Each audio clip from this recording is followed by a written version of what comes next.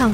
갑작스런 폭음에 문광욱 일병의 손이 멈춰섰습니다. 불과 10분 전까지만 해도 연평도 해병대는 연례 해상 사격 훈련을 마무리하고 있었어요. 대대 전술 훈련이 끝나고 사용한 탄피들을 정리하며 장비를 점검하던 평범한 오후였습니다. 문광욱 일병도 다른 동료들과 함께 빈 탄약 상자를 창고로 옮기는 중이었거든요. 북한은 바로 이 순간을 노렸던 것이었습니다. 훈련이 끝나 긴장이 풀린 틈 병사들이 무기를 정리하고 일상으로 돌아가려는 그 찰나를 말이에요. 12km 떨어진 개머리 반도에서 그들은 우리의 모든 움직임을 관찰하고 있었습니다. 가장 방심한 순간을 기다리면서 말이죠. 그런데 지금 들린 이 폭음은 뭔가 달랐어요. 탄약 상자를 든 그의 몸이 본능적으로 굳었습니다. 이건 우리 훈련탄이 아닌데? 2010년 11월 23일 오후 2시 34분. 평범한 화요일 오후가 한순간에 전쟁터로 바뀌는 순간이었습니다. 훈련용 탄약을 옮기던 손이 잠시 멈췄어요. 이건 훈련탄이 아닌데 그가 중얼거리는 순간 두 번째 폭음이 터졌습니다. 이번엔 포탄이 타냐고 옆 갯벌에 떨어졌어요. 땅은 갈라졌고 병사들은 곧장 엎드렸습니다. 그 누구도 북한이 쐈다는 사실을 입으로 옮기기 전에 본능적으로 상황을 감지했어요. 15년간 이 섬에서 복무해온 고참 부사관들조차 이런 건 처음이었습니다. 연평도는 그날까지만 해도 조용한 어촌이었어요. 주민들은 꽃게철이라 바다에서 돌아온 어선들로 북적였고 아이들은 학교에서 돌아와 골목길을 뛰어다니고 있었죠. 해병대 부대에서는 연례적인 호국 훈련이 진행되고 있었고 누구도 이 평범한 화요일이 역사책에 기록될 줄은 몰랐습니다. 안녕하세요. 역사적 그날 불타는 K9 자주포 사진 속 주인공 이영대 상병입니다. 지금부터 생생한 그날의 이야기를 전합니다. 문광욱 일병은 전북 군산시 출신 18세 청년이었어요. 입대 전에는 대학에서 신재생에너지를 전공했고 제대 후엔 고향에서 아버지 사업을 도우려 했습니다. 그런 그가 연평도에서 복무하게 된 건 우연이었어요. 해병대 지원 당시 바다가 보이는 곳에서 군복무를 하고 싶다고 적었던 게 이유였죠. 일병 괜찮나? 김상혁 상사는 엎드린 채로 소리쳤습니다. 문광욱 일병은 고개를 끄덕였지만 귀가 먹먹했어요. 두 번의 폭발음이 고막을 강타한 후였거든요. 세 번째 폭발은 더 가까웠습니다. 이번엔 부대 정문 쪽이었어요. 먼지가 하늘 높이 솟아올랐고 차량 한 대가 뒤집혔습니다. 그제서야 비상벨이 울렸어요. 적 포격, 적 포격. 모든 인원 전투 준비. 병사들은 이미 움직이고 있었습니다. 그들에게 있어 훈련은 곧 몸에 밴 반사작용이었거든요. 누군가 명령하기 전에 이미 방탄복을 집어들었고 총기를 점검했으며 지정된 전투 위치로 이동하고 있었어요. 문광욱 일병도 마찬가지였습니다. 그는 K9 자주포의 탄약 담당이었어요. 평소 훈련에서 수백 번도 더 반복했던 동작들을 그대로 따라했습니다. 탄약고에서 포탄을 꺼내고 안전장치를 확인하고 포수에게 전달하는 일련의 과정이 자동으로 진행됐죠. 네 번째 포탄이 떨어졌을 때 연평도 민가에서도 비명소리가 들려왔습니다. 주민들이 대피하는 소리, 아이들이 우는 소리가 바람을 타고 부대까지 전해졌어요. 그 순간 병사들의 표정이 달라졌습니다. 이건 단순한 훈련이나 시위가 아니었거든요. 진지로, 진지로. 중대장의 목소리가 확성기를 통해 울려 퍼졌습니다. K9 자주포들이 움직이기 시작했어요. 시속 60km의 속도로 갯벌과 도로를 가로질러 미리 준비된 포진지로 향했습니다. 문광욱 일병은 포탄 상자를 들고 차량에 뛰어올랐어요. 그의 마음속엔 두려움보다는 각오가 자리 잡고 있었습니다. 우리가 지켜야 할 사람들이 있다. 그 생각이 그를 움직이게 했거든요. 그때 그들은 아직 몰랐습니다. 이날의 전투가 단 13분 만에 응전으로 끝날 것이라는 사실을, 그리고 그 짧은 시간이 한반도의 운명을 바꿀 것이라는 사실을 말이에요. 포격은 무차별적이었습니다. 민가 관측소, 병사 숙소까지 가리지 않았어요. 연평도 상공에 검은 연기가 피어오르고 곳곳에서 화재가 발생했습니다. 지휘부는 즉시 실제 포격 상황을 선언했고 모든 자주포는 유계 진지로의 긴급 기동 명령을 받았어요. K9 자주포 포반장 김상사는 무전기를 붙잡고 말했습니다. 탄장전 사거리 확인. 관측망 연결하고 속도 80km까지 허용한다. 평소 훈련에서는 안전을 위해 50km로 제한했던 속도였지만 지금은 그럴 때가 아니었거든요. 병사들은 방탄복도 제대로 입지 못한 채 차량에 뛰어올랐어요. 문광욱 일병은 포탄 상자를 끌어안고 K9 자주포 뒤편에 탔습니다.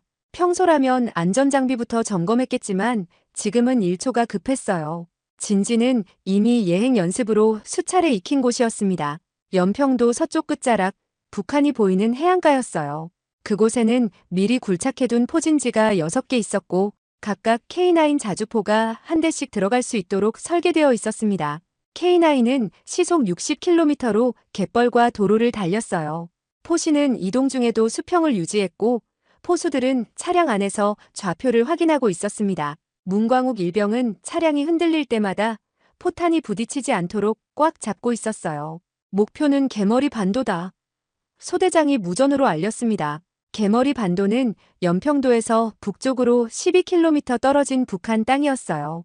그곳에 북한군 해안포 기지가 있다는 건 이미 파악된 정보였습니다. 첫 번째 K9이 진지에 도착했을 때 북한의 5번째 포탄이 연평도 초등학교 근처에 떨어졌어요. 학교는 다행히 비어 있었지만 운동장 한가운데 깊은 구덩이가 생겼습니다. 아이들이 축구하며 뛰놀던 그 자리에 말이에요. 빨리, 빨리.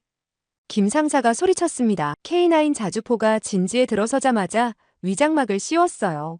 북한 관측병들이 우리 포의 위치를 파악하지 못하도록 하기 위해서였습니다. 문광욱 일병은 포탄 상자에서 첫 번째 포탄을 꺼냈어요. 155mm 고폭탄 K307이었습니다. 무게가 43kg이나 나가는 이 포탄을 혼자서는 들기 어려웠지만 동료와 함께라면 문제 없었어요. 장약 5호 준비. 포수가 외쳤습니다. 장약이란 포탄을 멀리 날려보내는 화약을 말해요. 5호는 표준 위력으로 12km 거리에 있는 목표물을 정확히 타격할 수 있는 수준이었습니다. 두 번째, 세 번째 K9도 연달아 진지에 도착했어요. 6문의 자주포가 모두 자리를 잡는 데 걸린 시간은 13분이었습니다. 평소 훈련에서는 15분이 기준이었는데 실전에서는 3분을 단축한 셈이었어요. 좌표 확인, 북북서 방향, 거리 12.1km. 관측병의 목소리가 무전기를 통해 들려왔습니다. 개머리 해안포 기지의 정확한 위치였어요. GPS 좌표로는 북위 37도 59분, 동경 125도 41분이었습니다. 포탄은 병사들이 손으로 직접 날랐어요. 포탄 운반차도 있었지만 속도를 위해서는 사람이 직접 나르는 게 빨랐거든요.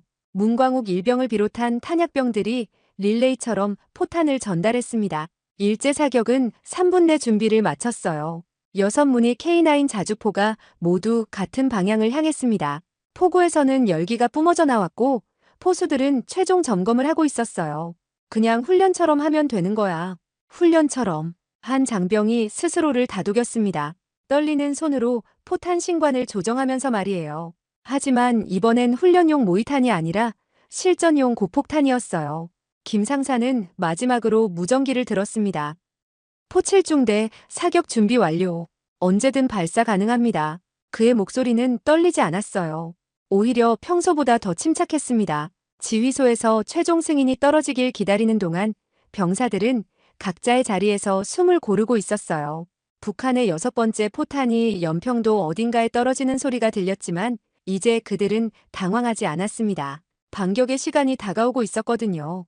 오후 2시 46분 자주포 6문이 포진을 끝냈습니다.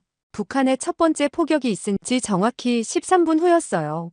이는 전 세계 어떤 포병 부대와 비교해도 놀라운 속도였습니다. 목표 좌표 확보. 개머리 해안포 거리 12.1km 북북서 방향.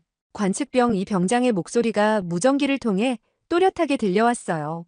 그는 부대 최고의 관측병 중 한 명이었습니다. 평소 훈련에서 오차 범위 5m 이내로 좌표를 잡아내는 실력자였거든요. 탄종은 고폭탄 K307, 장약은 표준 5호였습니다. 이 조합으로 12km 거리의 목표물을 정밀 타격할 수 있었어요.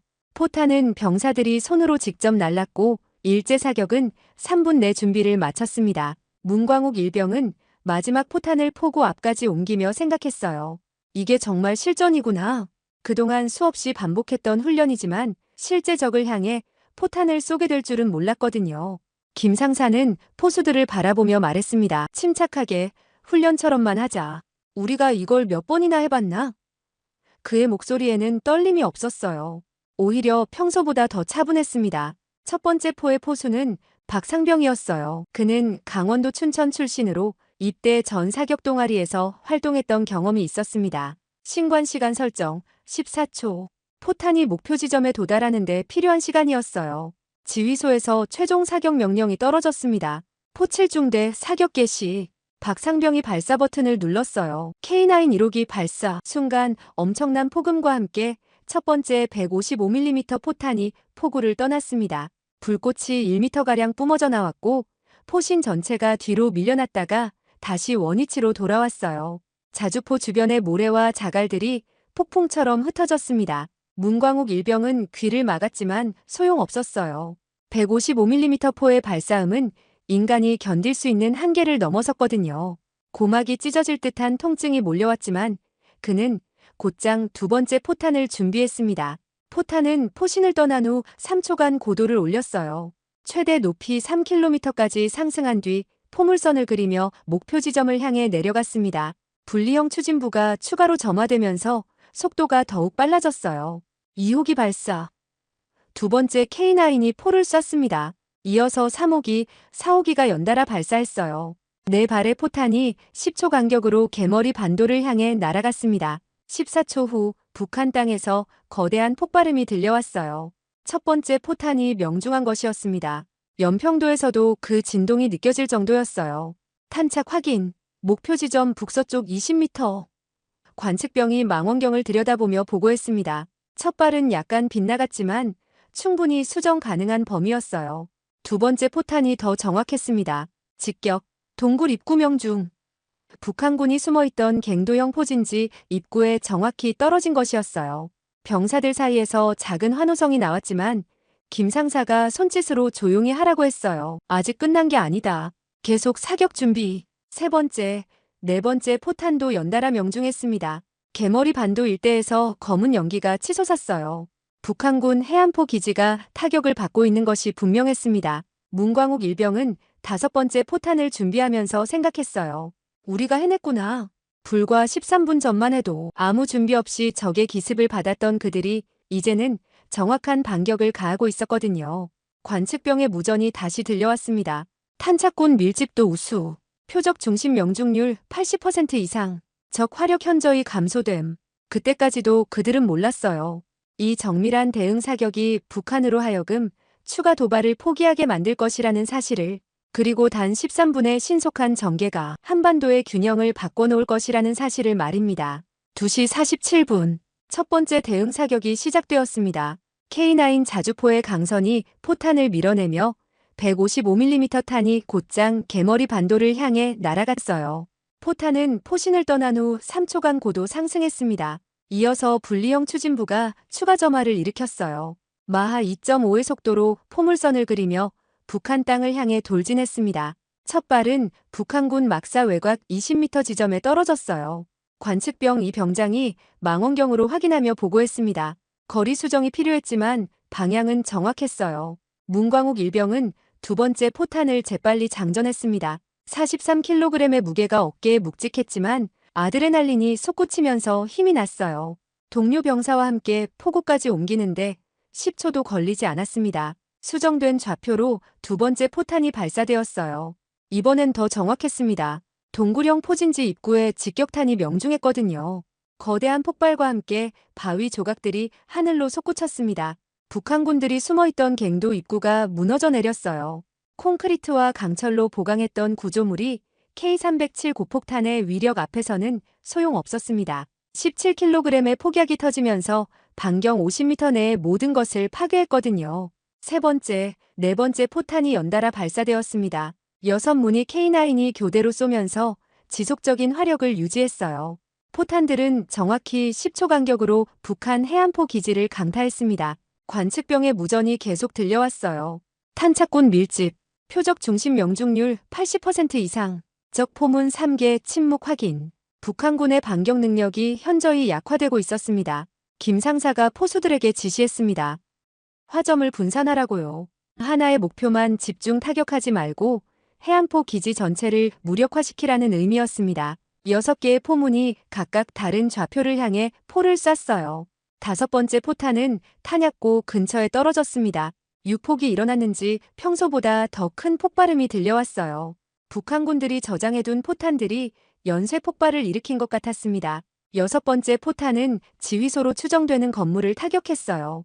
위성사진으로 파악했던 그 위치에 정확히 명중했습니다. 레이더 안테나와 통신 장비들이 파편에 의해 파괴되었을 거예요. 문광욱 일병은 7번째 포탄을 준비하면서 주변을 둘러봤습니다. 동료들의 얼굴에는 긴장감과 함께 묘한 자신감이 스며 있었어요. 처음엔 당황했지만 이제는 훈련받은 대로 차분히 임무를 수행하고 있었거든요. 북한에서 더 이상 포탄이 날아오지 않았습니다. 우리의 7번째, 8번째 포탄이 연달아 명중한 후부터였어요. 적의 화력이 완전히 억제된 것 같았습니다. 10번째 포탄이 발사될 때쯤 북한 해안포 기지 일대는 연기로 뒤덮였습니다. 여러 곳에서 화재가 발생했고 2차 폭발이 계속 이어졌어요. 우리의 정밀 사격이 효과를 발휘하고 있었습니다. 관측병이 최종 보고를 했어요. 북한군 방사포 포문 6기 중 3기는 명확히 침묵했다고요. 나머지 포문에서도 재사격 징후가 보이지 않는다고 했습니다. 군사위성 분석에 따르면 해당 포진지 일대에서 방사된 매연은 3문에 불과했다고 나중에 확인되었어요. 나머지는 발사도 못하고 피격된 것으로 판단됐습니다. 김 상사가 무전기를 들고 지휘소에 보고했습니다. 목표 타격 완료, 적 화력 무력화 추정, 추가 사격 대기 중이라고요. 그의 목소리에는 안도감이 섞여 있었습니다. 문광욱 일병도 마찬가지였어요. 11번째 포탄을 손에 든 채로 북쪽 하늘을 바라봤습니다. 검은 연기가 피어오르는 개머리 반도가 선명하게 보였거든요. 우리가 해낸 것이었어요. 하지만 전투는 아직 끝나지 않았습니다. 2시 53분, 북한군의 2차 사격이 시작되었습니다. 이번엔 연평부대의 포진지 자체가 목표였어요. 우리의 대응 사격으로 큰 피해를 입은 북한이 보복에 나선 것이었습니다. 첫 번째 2차 포탄이 K9 옆 야전 방공망에 떨어졌어요. 거대한 폭발음과 함께 레이더 장비가 산산조각 났습니다. 파편들이 사방으로 흩어지면서 근처에 있던 수송 차량 하나가 불에 탔어요. 문광욱 일병은 그 순간 포탄을 나르던 중이었습니다. 폭발의 충격파가 그를 땅바닥에 넘어뜨렸어요. 귀에서 삐소리가 계속 울렸고 시야가 흐릿해졌습니다. 하지만 그는 곧장 일어나서 포탄을 다시 들었어요. 2번째 포탄은 더 가까웠습니다. 우리 포진지에서 불과 50m 떨어진 곳에 떨어졌거든요. 흙더미가 하늘로 솟구쳤고 자주포들이 진동에 흔들렸습니다. 병사들은 엎드린 채로 다음 포탄을 기다렸어요. 김 상사가 소리쳤습니다. 계속 사격하라고요. 적이 우리를 겨냥해서 쏘고 있지만 우리도 멈출 수는 없다고 했어요. K9 자주포들은 북한의 포격 속에서도 계속 응사했습니다. 3번째 포탄이 탄약 수송로에 떨어졌을 때였어요. 문광욱 일병이 포탄을 나르다가 파편에 맞았습니다. 오른쪽 어깨와 등 부분에 날카로운 쇠조각이 박혔어요. 피가 군복을 적셨지만 그는 계속 걸으려 했습니다. 동료 병사들이 즉시 달려왔어요. 박상병과 강이병이 문광욱 일병을 부축해서 안전한 곳으로 옮겼습니다. 응급처치를 시도했지만 출혈이 심했어요. 파편이 중요한 혈관을 손상시킨 것 같았습니다. 위생병 강이병이 지혈대를 감으며 말했습니다. 괜찮을 거라고, 곧 헬기가 와서 후송할 거라고요. 하지만 문광욱 일병의 의식이 점점 흐려지고 있었어요. 그는 마지막으로 동료들을 바라보며 미소를 지었습니다. 그 순간에도 K9 자주포는 계속 포를 쐈습니다. 북한의 포격 속에서도 우리의 반격은 멈추지 않았어요. 고막이 터질 듯한 소음, 흙먼지가 얼굴을 덮쳐도 사격은 이어졌습니다. 4번째 북한 포탄은 부대 급식소 근처에 떨어졌어요. 다행히 그 시간엔 아무도 없었지만 건물 한쪽 벽이 무너져 내렸습니다. 취사병들이 아침에 준비해둔 김치찌개 솥이 뒤집혀져 있었어요. 5번째 포탄이 떨어질 때쯤 다른 곳에서도 비상이 걸렸습니다. 휴가 중이던 서정호 하사가 집으로 가던 길에 포격 소리를 듣고 부대로 돌아오고 있었거든요. 그는 망설임 없이 발길을 돌려 연평부대로 뛰어오고 있었어요. 서정호 하사는 전남 광주 출신으로 전역을 한 달 앞두고 있었습니다. 고향에서 친구들과 저녁 축하 파티를 하려던 참이었어요. 하지만 전우들이 위험에 처한 상황에서 그냥 갈 수는 없었습니다. 부대로 돌아오는 길에 6번째 북한 포탄이 도로에 떨어졌어요. 서정우 하사발 바로 앞에서 포탄이 떨어져 폭발의 충격으로 서하사는 그 자리에서 큰 부상을 입었어요. 동료들이 서둘러 구조했지만 이미 너무 늦었습니다. 서정우 하사는 끝내 돌아오지 못했습니다. 포진지에서는 여전히 포격이 계속되고 있었습니다. 문광욱 일병도 서정우 하사도 없는 상태에서 남은 병사들이 임무를 이어갔어요. 그들의 희생을 헛되게 만들 수는 없었거든요. 김 상사가 무전기에 대고 보고했습니다. 아군 피해 발생, 하지만 사격은 계속한다고요. 그의 목소리는 떨렸지만 의지는 꺾이지 않았어요. 북한의 7번째, 8번째 포탄이 연달아 떨어졌지만 우리 포는 침묵하지 않았습니다. K9 자주포 6문이 계속해서 개머리 반도를 향해 포탄을 날렸어요. 전우들의 희생 앞에서 물러설 수는 없었습니다. 이때 병사들에겐 한 가지 생각만 있었어요. 내가 포탄을 놓는 순간 내 전우는 누가 지켜주지? 하지만 동시에 다른 생각도 했습니다. 내가 포탄을 쏘는 순간 더 이상의 희생을 막을 수 있다고 말이에요. K9 자주포 6문이 80발을 발사했습니다. 3시간에 걸친 교전 동안 쉼없이 이어진 포격이었어요. 그중 상당수가 동굴형 진지를 직접 타격했고 북한군 방사포, 포문 6기 중 3기는 명확히 침묵했습니다. 관측병 이 병장이 망원경으로 최종 확인을 하며 보고했어요. 적 포문 3개 완전 침묵 확인. 나머지 포문에서도 재사격 징후 없음. 개머리 반도 일대에서 더 이상 포구 화염이 보이지 않았거든요. 군사위성 분석에 따르면 해당 포진지 일대에서 방사된 매연은 세문에 불과했다고 나중에 확인되었습니다. 사격 흔적이라는 뜻이었어요. 나머지 포문들은 발사도 못하고 피격된 것으로 판단됐습니다. 김 상사가 쌍안경을 내려놓으며 말했어요. 우리가 해냈다. 그의 목소리에는 안도감과 함께 묘한 자부심이 섞여 있었습니다. 불과 몇 시간 전만 해도 기습 공격을 받아 당황했던 그들이 이제는 적을 완전히 무력화시켰거든요. 첫 번째 타격 지점은 북한군 지휘소였습니다. 위성사진으로 파악했던 그 건물에 K307 고폭탄 5발이 집중되었어요. 콘크리트 구조물이 완전히 파괴되었고 통신 안테나들도 모두 부서졌습니다. 이로 인해 북한군의 지휘체계가 마비되었을 거예요. 두 번째 타격 지점은 탄약고였습니다. 우리의 6번째 포탄이 직격하면서 대규모 유폭이 일어났어요. 연쇄 폭발로 인해 북한군들이 저장해둔 포탄 대부분이 한꺼번에 터진 것 같았습니다. 그 폭발음은 연평도에서도 명확히 들렸거든요. 세 번째로는 포문들 자체를 직접 타격했습니다. 갱도 입구에 설치된 북한군 해안포들이 하나씩 침묵해갔어요. 122mm 방사포와 130mm 해안포들이 우리 포탄에 의해 파괴되었습니다. 박상병이 마지막 포탄을 장전하며 물었어요. 정말 끝난 건가요? 개머리 반도에서 더 이상 반격이 없었거든요. 김 상사가 고개를 끄덕였습니다. 적어도 오늘은 끝났다. 위성 분석 결과 더욱 놀라운 사실이 드러났습니다. 우리의 명중률이 80%를 넘어섰다는 것이었어요. 80발 중 64발이 목표 지점 반경 50m 내에 떨어진 것으로 확인되었습니다. 이는 전 세계 포병 부대와 비교해도 최고 수준의 정확도였어요.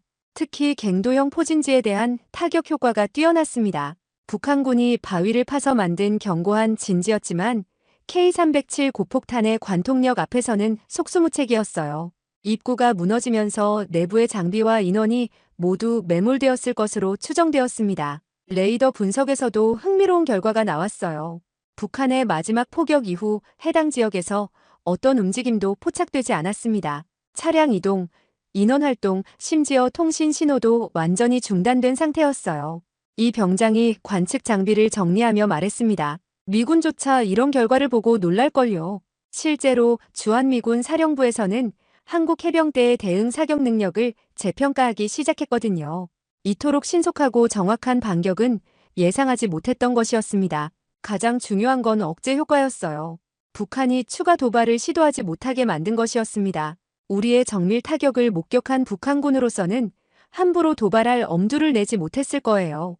김 상사가 80번째 포탄을 바라보며 생각했습니다. 이 마지막 한 발이 과연 필요할까 싶었어요. 이미 적은 완전히 침묵했고 반격 능력도 상실했거든요. 하지만 확실하게 마무리해야 했습니다. 마지막 포탄이 발사되고 14초 후 개머리 반도에서 또 한 번의 폭발이 일어났어요. 이것으로 연평도 포격전의 대응 사격이 완전히 끝났습니다. 시계를 보니 오후 5시 20분이었어요. 병사들이 포를 쏘기 시작한 지 2시간 33분 만이었습니다. 하지만 그 시간 동안 이루어낸 성과는 놀라운 것이었어요. 완벽에 가까운 정밀도로 적을 무력화시킨 것이었습니다. 이 놀라운 명중률과 신속한 대응 능력은 곧 전 세계 군사 전문가들의 주목을 받게 될 것이었습니다. 사격이 계속되는 동안 공군의 F-15K와 KF-16 전투기 4대가 인근 공역에 전개되었습니다. 수원 공군기지와 서산 공군기지에서 긴급 출격한 것이었어요. 전투기들의 엔진 소음이 연평도 상공을 가로질렀습니다. F-15K 스트라이크 이글 2대가 먼저 도착했어요. 고도 3,000m에서 연평도 일대를 선회하면서 상황을 파악했습니다. 조종사들은 아래에서 벌어지는 포격전을 내려다보며 긴장했어요. 언제든 공대지 미사일을 발사할 준비를 하고 있었거든요. 이어서 KF-16 파이팅 팔콘 2대도 합류했습니다. 이들은 좀 더 낮은 고도에서 북한의 추가 움직임을 감시했어요. 레이더로 북한 공역을 스캔하면서 적기 출현에 대비했습니다. 하지만 작전권은 여전히 지상에 있었습니다. 공군 전투기들은 해병대의 지원 역할에 머물렀어요.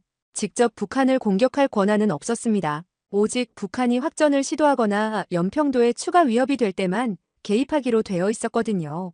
F-15K 편대장 김소령이 무전으로 상황을 보고했습니다. 연평상공 도착, 적기 활동 없음, 지상군 지원 대기 중. 그의 목소리는 침착했지만 손에는 미사일 발사 버튼 위에 올려져 있었어요. 전투기들의 존재만으로도 충분한 억제 효과가 있었습니다. 북한으로서는 더 이상 상황을 확대할 수 없었거든요. 만약 추가 도발을 시도한다면 공중 폭격을 각오해야 했습니다. F-15K에 탑재된 슬래미알 미사일의 사거리는 270km였어요. 개머리 반도는 물론 그 뒤쪽 기지까지 타격할 수 있었습니다. KF-16들은 좀 더 근접해서 정찰 임무를 수행했어요. 고성능 카메라로 북한 해안가를 촬영하면서 피해 상황을 실시간으로 전송했습니다. 해병대의 포격 효과를 확인하는 동시에 북한의 추가 움직임도 감시했어요. 오후 4시경 북한에서 이상한 신호가 포착되었습니다. 개머리 반도 뒤쪽에서 차량들이 움직이는 것이 레이더에 잡힌 것이었어요. 혹시 지원군이 오는 것인지 아니면 후퇴하는 것인지 파악이 필요했습니다. F-15K가 좀 더 북쪽으로 이동해서 확인해봤어요. 차량들은 해안가에서 멀어지는 방향으로 움직이고 있었습니다. 추가 공격이 아니라 철수인 것 같았어요. 북한군들이 우리의 정밀 타격에 놀라서 후퇴하는 것으로 보였습니다. 4시 30분경 북한의 포격이 완전히 중단되었어요.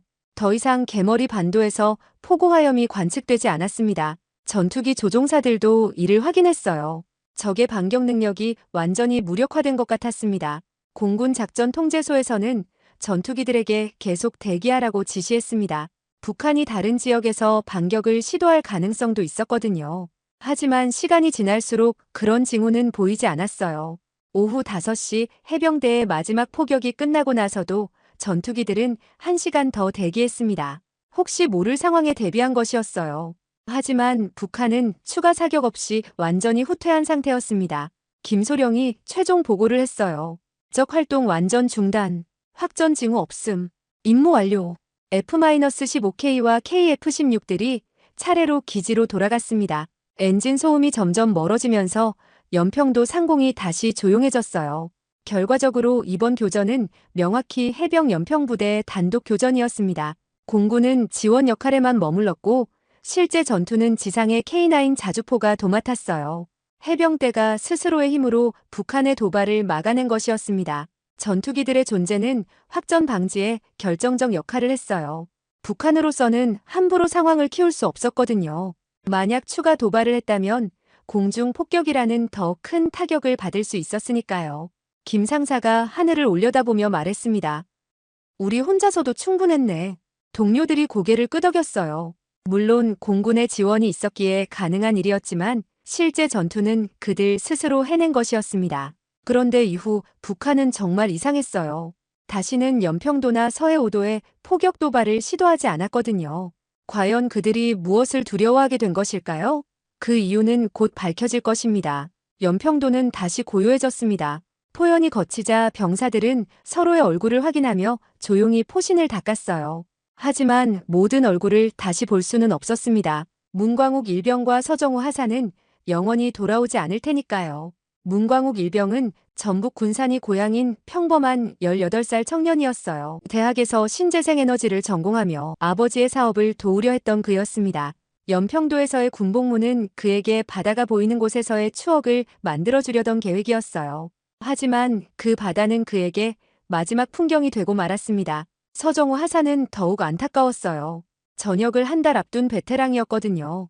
전남 광주에서는 친구들이 저녁 파티를 위해서 기다리고 있었습니다. 휴가를 받고 집으로 향하던 중이었습니다. 하지만 연평도에서 들려오는 포격 소리를 듣고 망설임 없이 부대로 발길을 돌렸어요. 전우들을 두고 갈 수는 없다는 일념 때문이었습니다.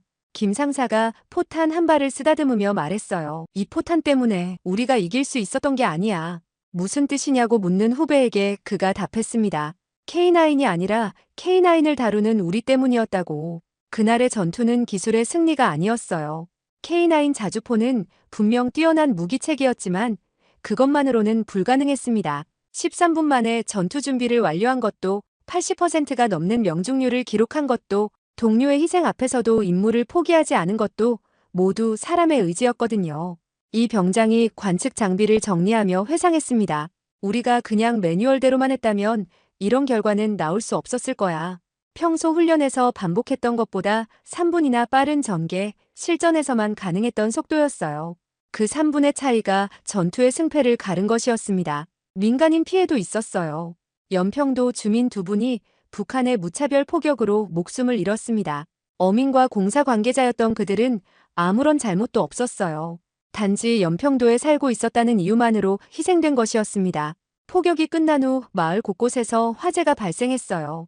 주택 12동이 파괴되고 25동이 불에 탔습니다. 주민들이 평생 모아온 재산들이 한순간에 사라진 것이었어요. 하지만 더 큰 피해를 막을 수 있었던 건 해병대의 신속한 대응 때문이었습니다. 박상병이 마지막 포탄을 창고에 정리하며 말했어요.